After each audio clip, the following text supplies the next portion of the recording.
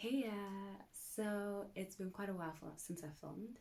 There's a lot of new things happening in my life that I've been settling into, as well as, if I have to be honest, I've been procrastinating quite a bit.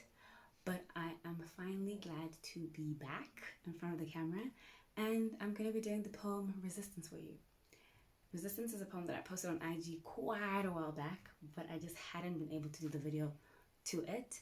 I'll do two poems today. I'll do the new one, Resistance, as well as an old one called What It Takes to Survive. And both these poems are such a great prelude to the last poem in the Adherence series. So let's get started. In the medical sense, resistance refers to when you have not been able to adhere to your medication, or you've been given a set of medication and you have not been taking it consistently, giving your disease or bacteria or virus or whatever it is time to mutate, to form into something new. So by the time you get back to taking your medication, that medication doesn't work anymore. That is in layman's terms, off the dome definition for you, but you can look it up on Google. And you get this a lot with ARVs. So if you're not consistent with taking your ARVs, it gives the virus a chance to mutate and to become a new form. So by the time that you get back to trying to be consistent, those pills don't work anymore. And this concept of resistance only doesn't pertain to HIV, but with antibiotics, you get antibiotic resistance. So if you ever prescribed antibiotics, it's highly advised that you go through the entire regimen. You also get this. You also get this with TB. You given a set or week or regimen of TB tablets, and you're supposed to go through them so that your TB does not become drug resistant. That is the medical term. So when I started writing this poem, the title came before the actual poem itself because I knew of the concepts within this project of adherence that I wanted to touch on, right? I wanted to touch on side effects, I wanted to touch on the concept of adherence, and of course I wanted to touch on resistance. And in my head, I had a vision of like this black empowerment, this like protest action, this like take down the structures type of poem. Like that's how I was going through it in my head logically, that this poem is going to be some sort of like protest poem. But it didn't turn out that way, and I'm not one to call myself a poet, but I'm starting to really enjoy when poetry comes to me. And when I started writing this poem, it kind of just veered off left to this very beautiful, not beautiful, but to this very poetic place, for lack of a better word. And I really, really, really feel like this is one of the good poems that I've written. You know, you never know when you write something, it can be very cringe, especially if you're writing about a disease. You can sometimes be very literal, and I get afraid that there's no relatability to what I write, or there is no generalizations that you could make from my poems. So sometimes they come off very like cringe or like very on the nose. But with this one, I thank God that they opened up just like a different way of thinking around resistance and being able to link that to my chronic illness. So yeah, that is going to be the poem Resistance. But before we get to that poem, my light. Before we get to that poem, I'm going to do one poem from the art series, which I think is a great prelude not only to this poem, but a great prelude to the next poem that's coming, the last poem of the Adherence series. And it's a very short poem, and it's called What It Takes to Survive. So let me just pull that out, and I'll read that for you guys, and then we will get into the new poem.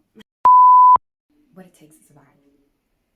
I will dry myself out in the sun, extract all the moisture that threatens to drown me. I will become bone that survives the decomposition. I will be cold, and the warmth you once knew from me will have passed. It's a self-preservation, because I would rather barely live than live for your exploitation. Short and maybe not so sweet, but yeah, that is what it takes to survive. And I think I'm not going to explain that one too much. I'm going to let it be a prelude to what we're about to get into, which is resistance. I already said that what I thought this poem would be is not what it turned out to be, and what it turned out to be, I think, is one of the most potent things I've ever written, which is such a strong statement to make. I might want to take it back, but I feel very proud of this poem, and I'm really grateful to God that he put the words into my head. Okay, so let's go. All right. Resistance.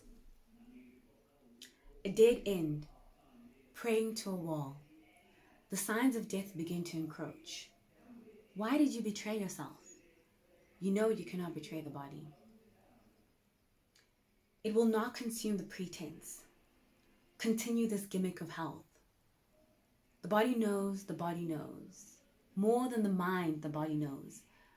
Instinctively, immediately, whilst your mind fumbles for rationalizations. The medicine that you take bounces off like prayers upon your wall. The virus is your body too. Breathing what you breathe, eating what you eat, knowing, yes, the blood knows too. And it pities you, crying, watching, begging the bricks to fall. But of course, the bricks do not fall. You must claw your way through and under, climb up on top and over. Walk miles and turn to be on the other side. You must not die here. The body does not know how to die.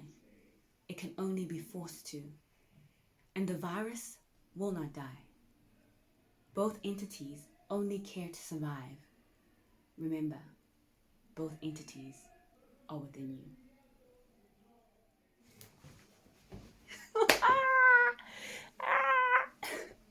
Okay.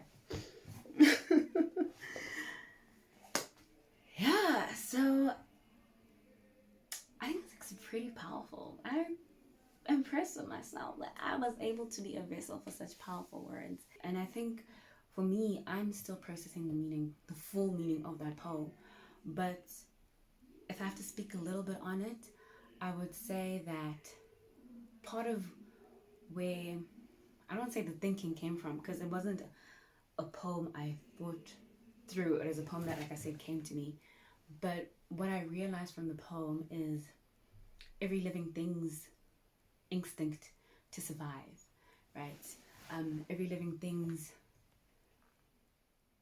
natural ability towards resistance.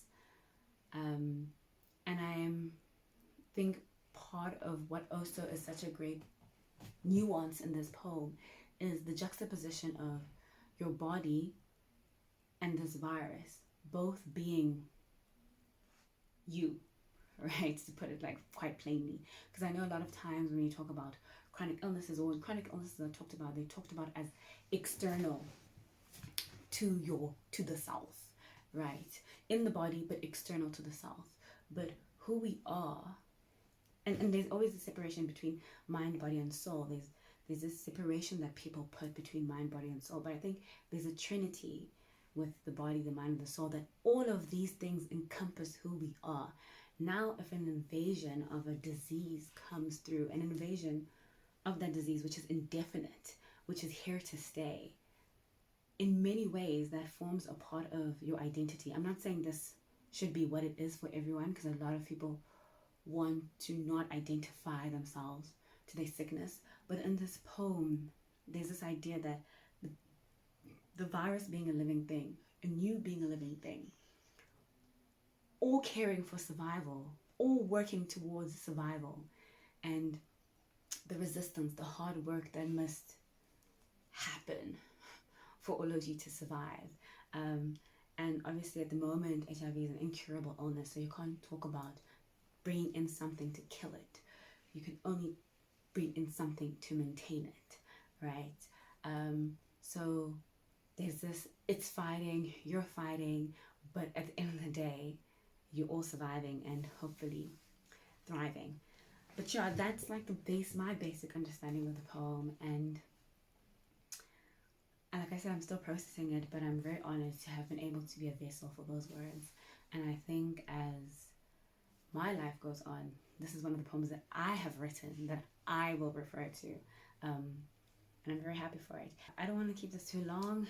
There's been quite a lot of noise. There's football downstairs. There's my brother opening doors. There's birds chirping. Like I said, I'm in a whole new situation. I'm in a whole new setting. There's a lot of settling that's happening, and it takes a bit more than what it used to set things up and get it right. So apologies for that. Hopefully we will finesse it for the last poem, and hopefully I won't take too long on the last poem. So yeah, thank you so much for watching. You came, you saw, conquer.